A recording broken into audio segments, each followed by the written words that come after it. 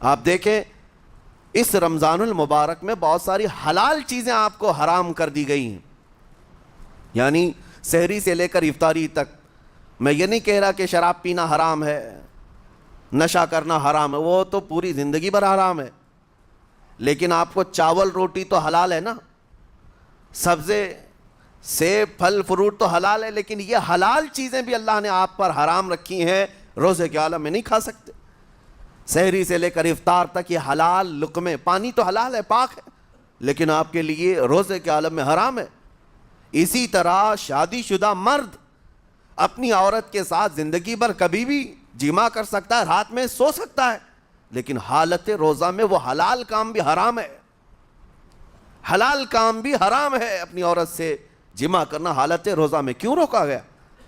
کھانا پینا بھی حلال تھا، عورتوں کے ساتھ شباشی بھی حلال تھی، لیکن روزے کے عالم میں ان حلال چیزوں کو روکا گیا۔ تو آپ سوچ سکتے ہیں اس چیز کو، سوچ سکتے وجہ یہ ہے کہ حلال چیزوں سے آپ کو روک کر بڑے حرام چیزوں سے بچانا مقصود ہے۔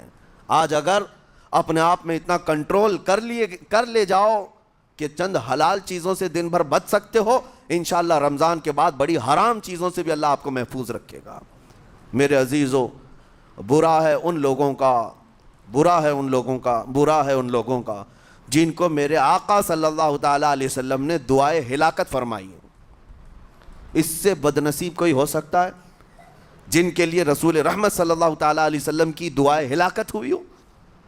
حضور صلی اللہ تعالیٰ علیہ وسلم ایک دن مسجد نبوی شریف میں تشریف لے جا رہے تھے، منبر پر آپ نے قدم رکھا، آمین کہا، پھر دوسرے زینے پر قدم رکھا، آمین کہا، تیسرے زینے پر قدم رکھا، آمین کہا۔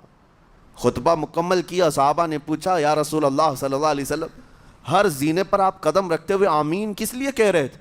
سنو، رسول پاک صلی اللہ علیہ وسلم ارشاد فرماتے ہیں کہ میں جب پہلے زینے پر قدم رکھا تو سید الملائکہ جبرائیل امین آئے اور دعا کرنے لگے۔ کیا دعا کیا؟ یوں کہا، یا رسول اللہ صلی اللہ علیہ وسلم وہ شخص ہلاک و برباد ہو جائے جو آپ کا نام سنے اور پھر اس کے بعد درود نہ بھیجے۔ حضور فرماتے میں نے آمین کہا۔ حضور کا نام سنتے ہی آپ کی زبانوں پر درود آ جانا چاہیے، اللہم صلی علی سیدنا محمد وآلہ وصحبہ وبارک وسلم۔ میرے آقا فرماتے ہیں دوسرے زینے پر قدم رکھا تو جبرائیل امین نے یوں کہا، یا رسول اللہ صلی اللہ علیہ وسلم وہ شخص ہلاک و برباد ہو جائے جو زندگی میں اپنے ماں اور باپ میں سے کسی ایک کے بڑھاپے کو پایا اور ان کی خدمت کر کے جنت نہیں حاصل کر سکا بلکہ ان کو ایسے ہی چھوڑے رکھا، ایسا شخص برباد ہو جائے۔ حضور فرماتے میں نے آمین کہا۔ پھر جبرائیل امین نے کہا، تیسرے زینے پر قدم رکھتے ہی میرے آقا فرماتے ہیں جبرائیل نے یوں دعا کی کہ اے اللہ کے رسول وہ شخص ہلاک و برباد ہو جائے جو رمضان کا مہینہ پایا لیکن اس کا ادب نہیں کر سکا، اس کا احترام نہیں کر سکا۔ حضور فرماتے میں نے اس پر بھی آمین کہا۔ جس کی ہلاکت کے لیے جبرائیل امین دعا کر رہے ہوں اور اس دعا پر سید الانبیاء آمین کہہ رہے ہوں، ایسے شخص کی بربادی کا کیا انجام ہو سکتا ہے؟ وہ کتنا بد نصیب ہوگا۔ اسی لیے میرے عزیزوں، مسلمانوں میں یہ رواج ہی نہیں ہونا چاہیے کہ اٹھ کر کے پوچھتے رہیں روزہ ہے کہ نہیں ہے، روزہ ہے کہ نہیں ہے۔ مسلمان ہے تو روزہ ہے، اور یہ کوئی آپشنلی عبادت نہیں ہے کہ 4 رکھ لیا 2 نہیں رکھا، آپشنلی نہیں، یہ فرض عین ہے۔ ایک روزے کو چھوڑنے کا گناہ فرمایا گیا 600 سال تک اسے دوزخ میں رکھا جائے گا، 600 سال تک۔ یہ معمولی چیز نہیں ہے، اور جن کے پچھلے روزے قضا ہو چکے ہیں معاف نہیں ہوں گے۔ تھپڑ مار لیں گال پہ، توبہ توبہ کر لیں، معاف نہیں ہوں گے۔ توبہ تو کرنے کے ساتھ ساتھ قضا بھی کرنا ہوگا۔ جب موقع ملے سال بھر میں اپنے چھوٹے ہوئے روزوں کو واپس کرنا ہے۔ اس کی اہمیت میں آپ کو بتا دوں، ایک روزہ اگر جان بوجھ کر کے کسی نے توڑا یا چھوڑا تو جانتے ہیں اس کا کفارہ کیا ہے؟ اس کا کفارہ یہ ہے کہ اس کے بدلے میں دوسرے دنوں میں 60 روزے کنٹینیو رکھے۔ رمضان کا ایک روزہ پورا کرنے کے لیے 60 روزے رکھنے پڑ جائیں گے۔ ہاں، اگر کسی عذر کی وجہ سے، کسی تکلیف کی وجہ سے چھوڑا تھا، بیمار تھا یا سفر میں تھا یا تکلیف کی شدت تھی، اس وجہ سے روزہ چھوڑا تھا، تو اس کے بدلے میں ایک روزے کی قضا ایک ہی روزہ ہوگی. لیکن بغیر کسی عذر کے شہوت کی وجہ سے, نفس پرستی کی وجہ سے توڑا تھا یا چھوڑا تھا تو پھر 60 روزے رکھنے پڑ جائیں گے. اس سے اندازہ ہوتا ہے کہ ایک روزے کی اہمیت کیا ہے رمضان کے. اسی لیے میرے عزیزو, یہ روزے آسان ہیں, روزے آسان ہیں, اس کو رکھ لو, اس کی جزا بہت بڑی ہے, اس کی جزا بہت بڑی. ویسے بھی آپ دوسرے دنوں میں لیٹ ناشتہ کرنے کے بھی عادی ہیں. ممبئی والوں کا تو حال یہی ہے, 12 بجے کے بعد 1 بجے 2 بجے تو ان کے ناشتے ہوتے ہیں. دوپہر کا کھانا تو شام 5 بجے ہو رہا ہوتا ہے. بس وہ ناشتہ اسکپ کرنا ہے, دوپہر کے کھانے جو آپ کے ہوتے ہیں اس سے اور تھوڑا ایکسٹینڈ کر لیں تو افطاری کا وقت آ جاتا ہے. کوئی بہت بڑی دقت کی بات نہیں, کوئی بہت بڑے بوجھ کی بات نہیں, آسان ہے. آج الحمدللہ ہمارے 5 سال 6 سال کے بچے روزہ رکھ لیتے ہیں, تو بڑوں کو تو اللہ نے جو طاقت عطا کی ہے, روزہ ہرگز ترک مت کرو. لیکن ساتھ میں آج یہ میسیج ضرور دوں گا, نیت یہ کرو کہ مجھے تقویٰ مل جائے, مجھے پرہیزگاری مل جائے. اور یہ آپ کو خود چیک کرنا ہوگا. روزانہ رات کو نماز میں کھڑے ہو جاؤ تراویح کے, دیکھو کہ کتنی تبدیلی آ رہی ہے. آج میں نے روزہ افطار کیا, میرے اندر بدلاؤ آیا کہ نہیں آیا؟